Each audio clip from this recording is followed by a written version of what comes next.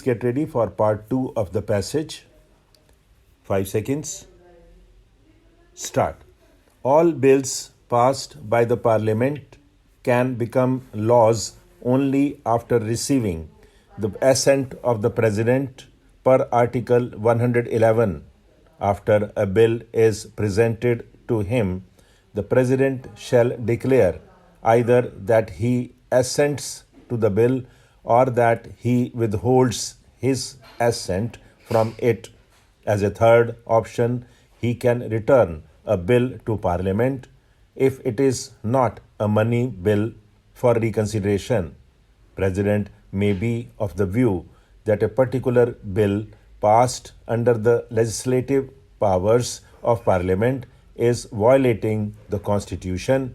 He can send back the bill with his recommendation to pass the bill under the constituent powers of Parliament, following the Article 368 procedure.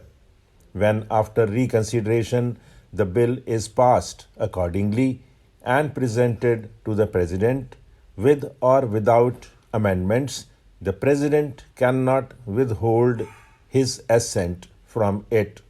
The President can also withhold his assent to a bill when it is initially presented to him rather than return it to Parliament, thereby exercising a pocket veto on the advice of Prime Minister or Council of Ministers per Article 74 if it is inconsistent to the Constitution.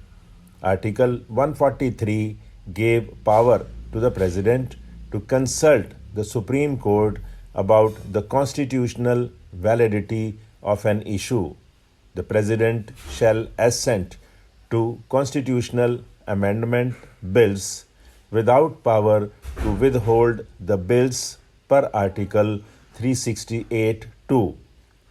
When either of the two houses of the Parliament of India is not in session, and if the government feels the need for an immediate procedure, the President can promulgate ordinances which have the same force and effect as an act passed by Parliament under its legislative powers.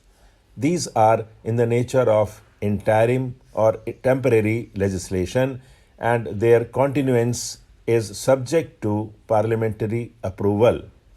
Ordinances remain valid for no more than 6 weeks from the date the Parliament is convened, unless approved by it earlier.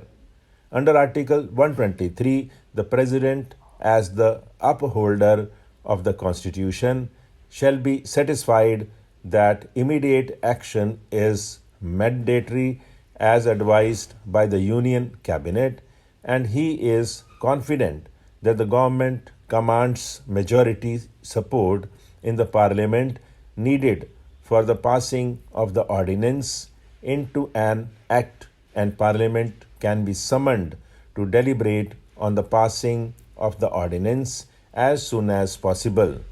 The promulgated ordinance is treated as an act of Parliament when in force, and it is the responsibility of the President to withdraw the ordinance as soon as the reasons for promulgation of the ordinance are no longer applicable.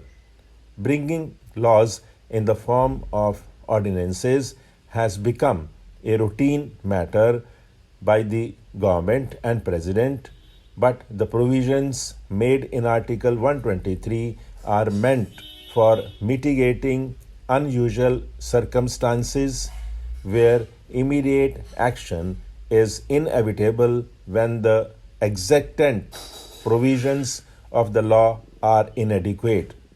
Repromulgation of an ordinance after failing to get approval within the stipulated time of both houses of Parliament is an unconstitutional act by the President.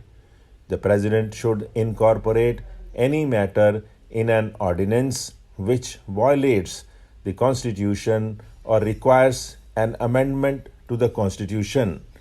The President should take moral responsibility when an ordinance elapses automatically or is not approved by the Parliament or violates the Constitution. Stop.